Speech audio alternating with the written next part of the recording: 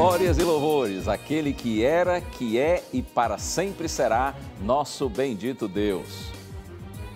Semana passada aconteceu no sul do Espírito Santo, na BR-101, um acidente automobilístico gravíssimo. 23 pessoas perderam a vida nesse acidente. A pergunta é, você já esteve numa situação assim semelhante, talvez tendo presenciado um acidente ou chegado logo após o ocorrido, e qual foi a sua reação? Sua reação imediata ao contemplar a cena de pessoas mortas e outras feridas. É nessa direção, é com essa reflexão que hoje nós seguimos com o seu programa Além dos Fatos.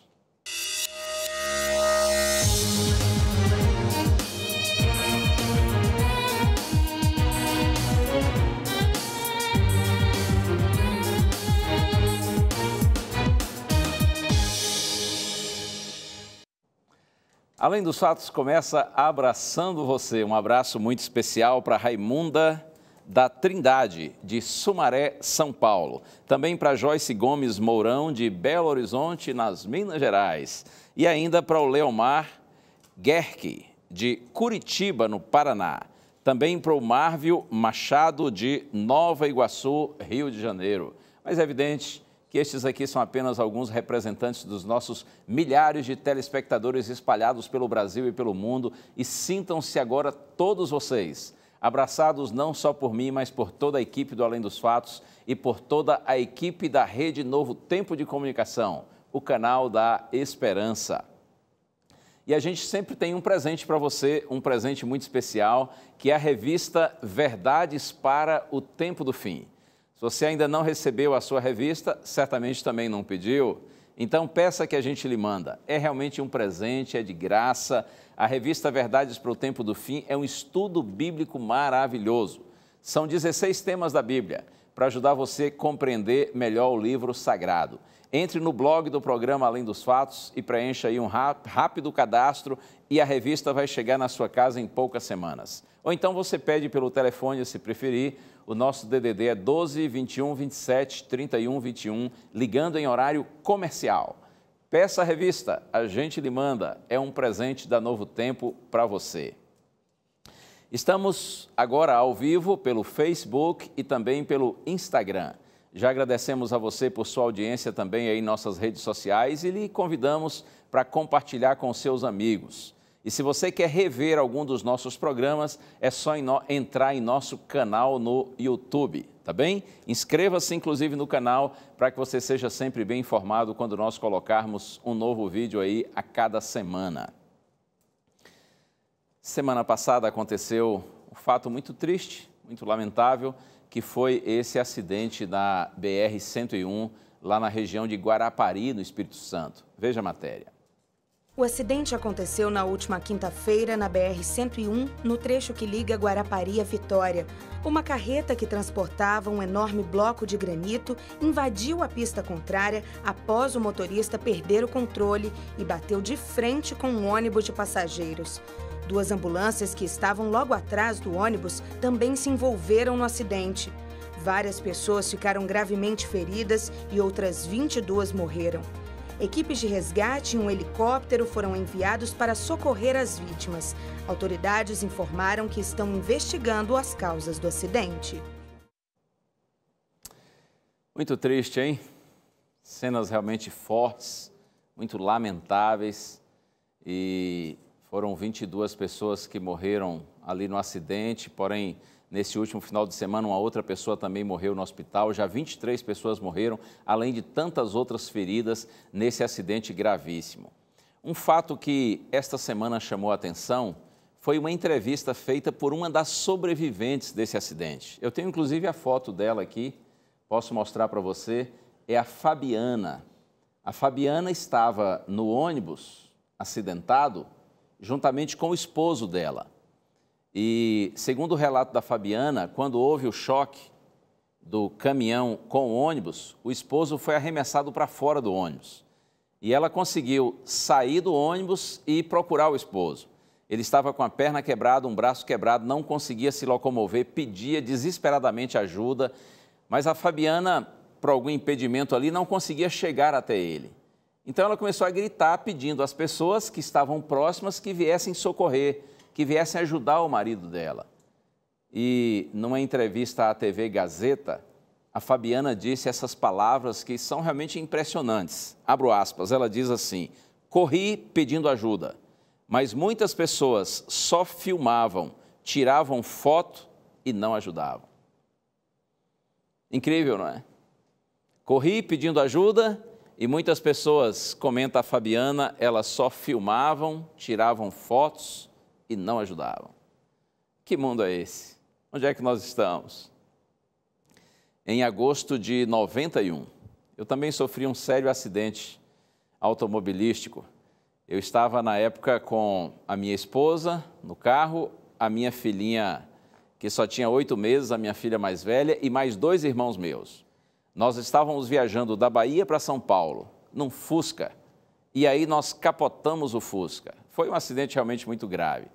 Todos nos ferimos, mas os ferimentos poderiam ter sido muito piores em decorrência da gravidade do acidente. Graças a Deus que não aconteceu coisa assim mais grave com a gente. Mas eu me lembro, uma das coisas que mais me vem à memória em relação ao acidente foi a reação das pessoas quando nos viram ali naquela condição. Pararam de um lado, pararam de outro e logo muita gente corria na nossa direção e eles vinham desesperados, tentando fazer tudo para nos ajudarem. Eu me lembro que a minha esposa foi quem ficou mais machucada no acidente, ela ficou assim praticamente inconsciente e alguém teve a ideia de pegar aquela tampa que tem no porta-malas do Fusca. Não sei se você conhece o Fusca, já teve Fusca, mas o porta-mala do Fusca dentro do carro, né, ali atrás do banco traseiro, tem uma tampa, ele é pequenininho e tem uma tampa que cobre. Alguém pegou aquela tampa e colocou a minha esposa deitada em cima como se fosse uma maca. Todas as pessoas estavam ali providenciando ajuda para mim, para minha esposa, minha filha, os meus irmãos, e logo um ônibus parou e nós fomos colocados dentro desse ônibus e eles nos levaram até o posto da polícia rodoviária e de lá fomos conduzidos para o hospital mais próximo. Mas eu não me esqueço da solidariedade, do carinho, do interesse das pessoas em nos ajudarem. Como se nós fôssemos amigos, como se fôssemos conhecidos, talvez até como se fôssemos parentes delas. Naquela época não tinha celular, aliás, acho que até já tinha, mas poucas pessoas usavam. Era um que o pessoal chamava de tijolão, que era um bem grandão. Só servia também para fazer ligação, para receber ligação, não fotografava e não tinha ligação com a internet, nada disso. E graças a Deus, não é? Que as pessoas, em vez de se preocuparem em fotografarem, em filmarem, elas se preocuparam em nos ajudar. Qual seria a sua reação? Qual será a sua reação se porventura você se deparar com a cena dessa, de pessoas acidentadas? Antes de seguir com essa reflexão, eu quero orar com você, como a gente sempre faz, pedindo a Deus sabedoria, para que nós compreendamos o texto sagrado que já já nós vamos ler. Vamos orar. Ó Deus e Pai, por Tua graça eu te suplico, Senhor, ilumina nossa mente e nosso coração, para que Tua palavra seja significativa e seja compreendida. Nós oramos com gratidão, Pai, no nome de Jesus. Amém. Mas o comentário da Fabiana realmente tem repercutido aí nas mídias, nas redes sociais, e muita gente tem pensado, afinal de contas, onde é que nós estamos? Que mundo é esse em que nós estamos vivendo? Poder contemplar alguém sofrendo, pedindo ajuda e ainda assim ficar ali em cima só para fotografar, só para filmar. E com que intenção? Ora, não tenho dúvida, depois colocar nas redes sociais e verificar quantas curtidas, verificar quantos likes. Tremendo, hein? Que mundo é esse?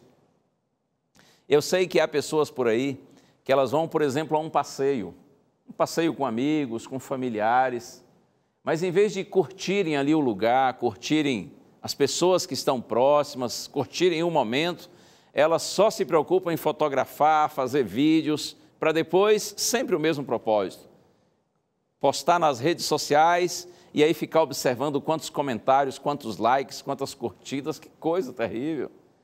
Tem gente que nem espera o passeio acabar, né?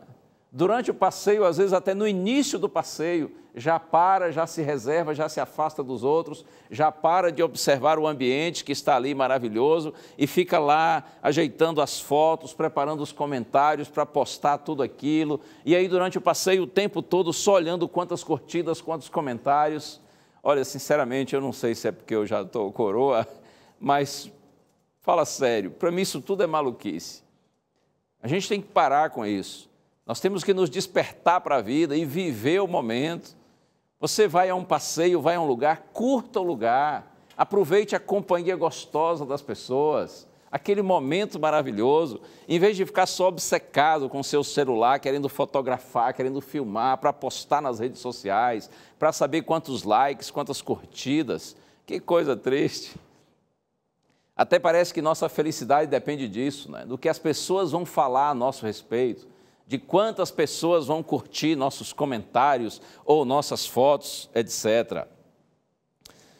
Há muita gente por aí, louca, apenas interessada em fama, em visibilidade, em popularidade, além de dinheiro, né, que muitas vezes isso também pode proporcionar. Será que todas as pessoas que são populares, todas as pessoas que têm visibilidade, será que realmente elas são felizes? Será que nós dependemos disso, dessa popularidade, dessa visibilidade para que nós sejamos felizes? Você sabe, tem tanta gente por aí que é famosa, mas ainda assim é infeliz, é vazia, é triste. Quanta gente por aí é famosa, mas se sente solitária. E quantos desses famosos acabam por conta disso, entrando pelo caminho das drogas, tornam-se viciados, tornam-se dependentes, pessoas angustiadas? Não se iluda. Fama, popularidade e visibilidade não são necessariamente sinônimos de felicidade. Esse é o mundo em que nós estamos vivendo, infelizmente. Um mundo que supervaloriza a aparência. Um mundo que supervaloriza o ter, o possuir. Eu costumo dizer que nós estamos num mundo onde as coisas são amadas e as pessoas são usadas. Outro dia um amigo disse que neste mundo as pessoas estão sendo coisificadas e as coisas estão sendo personalizadas. Infelizmente, esta de fato é a realidade que nós estamos vivendo. Muitos não se importam com os outros, muitos não se interessam pelos semelhantes, pelo bem-estar do outro. Acho que até já lhe disse isso, que dizem que uma pessoa chata, inconveniente, é aquela que você passa por ela e diz assim, tudo bem, aí ela para dizer que está mal. Ora, se perguntou, quem pergunta normalmente quer resposta, não é? Mas nesse caso não quer. Esse tudo bem aí não necessariamente implica em desejar uma resposta. Muitas pessoas, quando perguntam para as outras ao cumprimentá-las se elas estão bem, na verdade não estão querendo saber se elas estão bem ou não. É simplesmente uma maneira de cumprimentar. É como dizer oi, dizer olá. Aí se você para responder mais detalhadamente, inclusive dizendo que você não está bem, aí você é uma pessoa chata, você é uma pessoa inconveniente. Que mundo é esse, hein? Cumprem-se as palavras do apóstolo Paulo. E eu quero convidar você para a Santa Bíblia. Já marquei aqui na minha Bíblia a segunda carta de Paulo a Timóteo, capítulo 3. Vou ler os versos de 1 a 5. Paulo começa no verso 1 dizendo assim, sabe, porém, isto, nos últimos dias sobrevirão tempos difíceis, pois os homens serão egoístas, avarentos, jactanciosos, arrogantes, blasfemadores, desobedientes aos pais, ingratos, irreverentes, e aí segue aqui uma outra lista de situações, de comportamentos, de sentimentos que revelam a natureza humana totalmente corrompida, degenerada pelo pecado, marcada pelo pecado. Sabe, porém, isso nos últimos dias. Essas palavras do apóstolo Paulo são palavras proféticas. E nós cremos que elas se aplicam ao nosso tempo. Porque, de acordo com o estudo das profecias bíblicas e acompanhando a história, nós cristãos, estudantes da Bíblia, nós não temos nenhuma dúvida de que já estamos vivendo nos últimos dias, já estamos vivendo naquilo que a Bíblia chama de tempo do fim. Não sabemos quando será o fim desse tempo, ou seja, não sabemos quando Cristo voltará e colocará um ponto final na história do mal e do pecado. Mas o fato é que, de acordo com a Bíblia, nós já estamos vivendo no tempo do fim. Nós já estamos vivendo nos últimos dias. E o apóstolo Paulo diz, olha, sabe disso, que nos últimos dias sobrevirão tempos difíceis, tempos problemáticos, trabalhosos, tempos opressivos, porque os homens serão egoístas, avarentos. Avarento é sinônimo de amante do dinheiro. Jactanciosos, ou seja, confiam em suas capacidades. Arrogantes ou soberbos, blasfemadores, desobedientes aos pais, ingratos. Essa ingratidão é fruto da própria autossuficiência, do orgulho, da soberba. São também irreverentes, porque eles removem Deus do seu lugar, eles são irreverentes em relação a Deus, são desafeiçoados, ou seja, sem afeição, sem afeto, sem amor, e ainda mais implacáveis ou irreconciliáveis, caluniadores, levantam calúnias, são mentirosos, são desonestos. E é só ligar a TV, não é? Especialmente no horário do noticiário, das notícias. E aí a gente vê quantos mentirosos. Não precisa nem olhar para longe, né? É só olhar para o Brasil. Parece que está havendo até uma concorrência para ver quem mente mais, né? Que coisa mais triste. As palavras de Paulo se cumprem completamente em nossos dias, sem domínio de si, ou seja, governados pelos seus impulsos e não por princípios. Os homens serão ainda mais, diz o apóstolo Paulo, cruéis, inimigos do bem. E agora, a partir do verso 4, é 2 Timóteo, capítulo 3, verso 4. Traidores, atrevidos ou irresponsáveis, enfatuados, ou seja, cegos pelo orgulho. Os homens serão, diz o apóstolo Paulo, mais amigos dos prazeres do que amigos de Deus. São controlados pelo prazer, pelo amor ao prazer e não por amor a Deus. E ele ainda diz mais, tendo forma de piedade, negando-lhes, entretanto, o poder, foge também destes. Tendo forma de piedade, tendo alguma aparência de religiosidade, mas em realidade vivendo um cristianismo superficial, sem experiência com Deus, apenas aparência de piedade. Não é difícil ter aparência de piedade, o difícil é ter um coração piedoso. E Paulo diz assim, foge também destes. Eu creio que essas palavras de Paulo, elas ainda alcançarão um cumprimento maior, mais abarcante, na medida em que o tempo vai passando. Mas, de alguma maneira, não é difícil perceber que essas palavras já começam a se cumprir em nossos dias. A presença do mal não é uma característica única dos últimos dias, mas é de se esperar que o curso milenar do mal chegue a um clímax de intensidade nos últimos dias. E é para essa direção que nós estamos indo. Eu quero compartilhar com você agora um outro texto, do próprio Senhor Jesus Cristo. Nós vamos ao Evangelho escrito por Mateus, capítulo 24. Jesus também está aqui mencionando palavras proféticas. É o famoso sermão profético de Cristo, de São Mateus, capítulo 24. Leia os versos 12 e 13, está escrito assim: E por se multiplicar a iniquidade, o amor se esfriará de quase todos. Aquele, porém, disse Cristo, que perseverar até o fim, esse será salvo. Profetizou Jesus e disse, e por se multiplicar a iniquidade, por crescer, por aumentar a iniquidade. A palavra iniquidade, no original, no grego, é anomia. Anomia significa ilegalidade ou falta de conformidade com a lei. Jesus diz, e por se multiplicar a anomia, por se multiplicar a ilegalidade, a falta de conformidade com a lei. Esse texto, esta palavra anomia também aparece na primeira carta de João, no capítulo 3, verso 4, onde João diz que o pecado é a transgressão da lei. O pecado é a anomia, transgressão da lei de Deus, falta de conformidade com a lei, ilegalidade.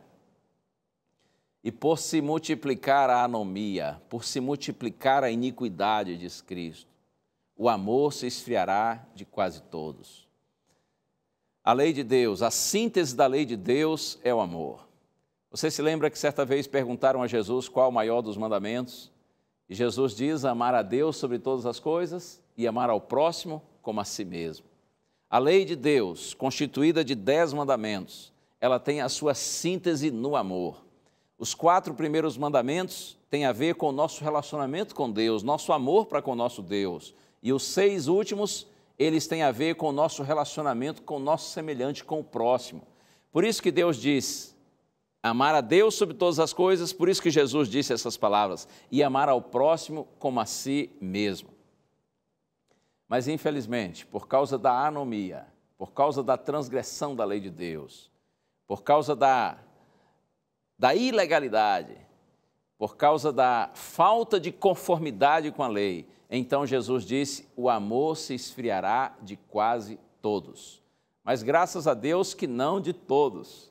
Eu gosto especialmente dessa última expressão de Jesus, quando ele diz assim, o amor se esfriará de quase todos.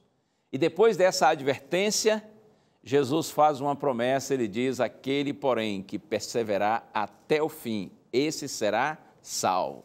Aquele que perseverar amando, aquele que perseverar seguindo na direção de Deus, na direção da vontade de Deus, aquele que perseverar em ser fiel a Deus, a sua palavra, a sua lei, aquele que não ignorar os seus conselhos, pelo contrário, aquele que procurar colocar esses conselhos, essa palavra, essas orientações no coração, na mente, interiorizar a palavra de Deus e viver a palavra de Deus. Ou, disse Jesus, aquele que perseverar até o fim, esse será salvo.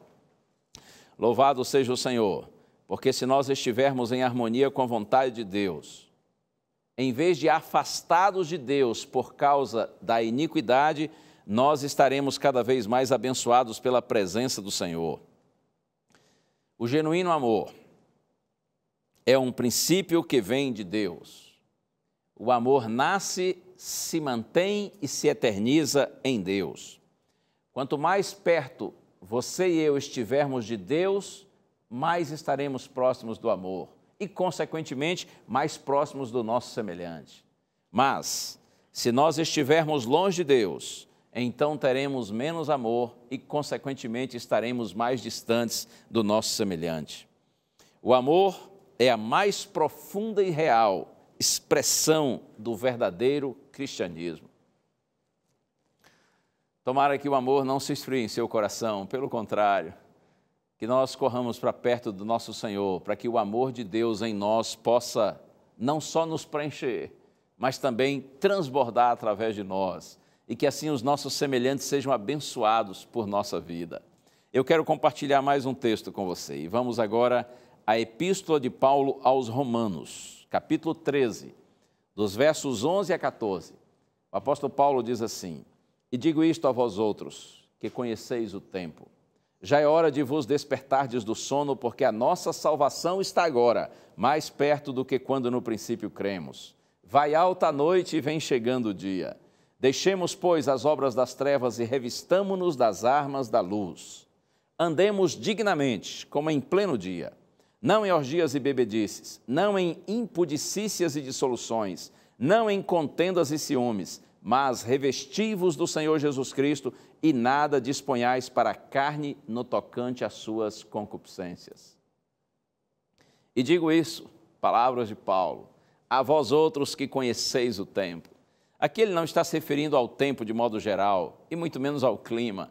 Quando ele diz a vós outros que conheceis o tempo, ele está se referindo a um tempo específico, que é o tempo do fim, que é a proximidade da segunda vinda de Jesus. E digo isso a vós outros que conheceis o tempo, já é hora de vos despertardes do sono espiritual, da apatia espiritual, da letargia, da indiferença espiritual, porque, diz Paulo, a nossa salvação está agora mais perto do que quando no princípio cremos. E você me dirá assim, pastor, quando a gente recebe Cristo como Salvador, nós não recebemos já a salvação? Claro que sim. Jesus é a nossa salvação. E se você tem Cristo e permanece em Cristo você está salvo. Mas quando Paulo diz assim, olha, porque a nossa salvação está agora mais perto do que quando no princípio cremos, ele está se referindo à conclusão da obra de Deus em nossa vida. Ele está se referindo ao momento maravilhoso da glorificação, quando Cristo vem para buscar a sua igreja, para buscar o seu povo.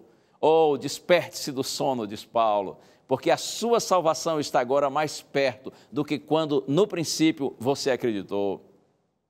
E ele diz, vai alta a noite do pecado, a noite do mal, está chegando ao fim.